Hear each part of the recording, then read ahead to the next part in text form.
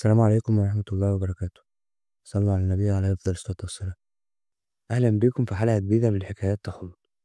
يلا بينا.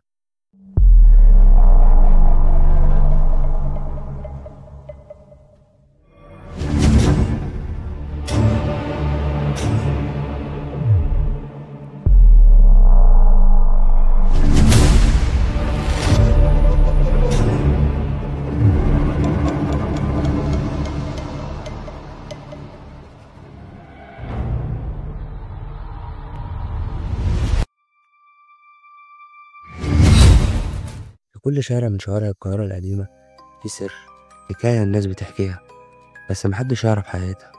حكاية بتفضل تنتقل بين الناس كأنها أسطورة، بس لما تسمع تفاصيلها هتعرف إنها أكتر من مجرد خرافة.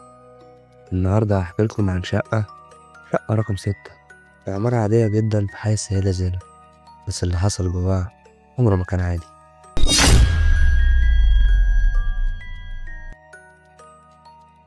في سنة 2004 كان في مهندس شاب اسمه كريم، شاب طموح لسه متخرج واشتغل في شركة مقاولات كبيرة. قرر يستقل عن بيت أهله في شغله ويدور على شقة يعيش فيها لوحده. دور كتير وشاف شقق كتير بس كلها غالية وحالتها سيئة، لحد ما سمع من زميله في الشغل عن شقة إيجار قديم في السيدة زينب في الدور التالت، شقة رقم 6. الشقة كانت حالتها معقولة والإيجار كان لا يصدق، رخيصة لدرجة تخليك تشك.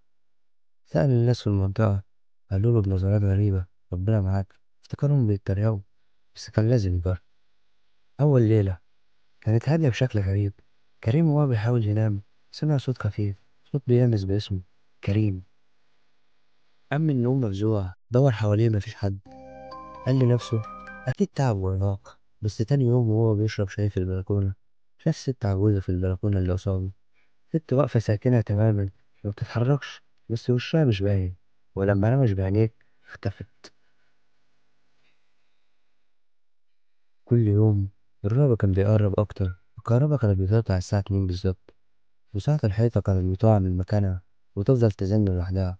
لكن اللي خلى كريم يبدأ يخاف بجد هو لما صحى على صوت صراخ نادي الحمام. دخل يجري، لقى مراية الحمام مكتوب عليها بخط باين إنه مكتوب بصباع حد: اطلع من هنا، دي مش ليك. كريم قرر يسأل الجيران. طلع للدور اللي فوق وسأل ست كبيرة عايشة هناك من سنين.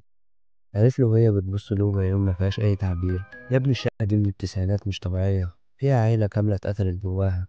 الناس قالوا كان جريمة سرقة، بس اللي عاش هنا بعدهم عمره ما كمل. في شاب قبلك وقع من البلكونة، قالوا إنه انتحر، بس أنا سمعته قبل ما يقع. في صوت كان بيزعق له: انزل. أنا سمعت الصوت يا ابني قبل ما حد يفتح بقه. آخر ليلة كريم قرر يواجه الرعب. جاب شيخ معروف في المنطقة يقرأ قرآن، وأول ما بدأ الشيخ في القراءة باب الشقة اتقفل لوحده والأنوار نورت جامد، وبعدها طفت فجأة والشيخ وقع مغمى عليه. وبعد ما فاق قال بصوت مرعب: الشقة دي مش عادية، فيها جن ساكن فيها من زمان، وانت من أول ما دخلت بقيت مراقب.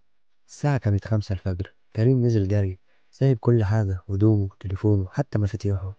حلف ما يرجعهاش تاني، ومن يومها الشقة دي فضلت مقفولة. صاحب العمارة بيحاول يأجرها، لكن أي حد يدخلها بيقول إنه حاسس ببرود غريب وصوت بيمشي وراه وهو بيتفرج. الشقة لسه موجودة، نفس الباب، نفس الدور، نفس الرقم، رقم 6. ولحد النهاردة الناس بيقولوا إنهم شافوا النور بيولع فيها لوحده مع إنها فاضية.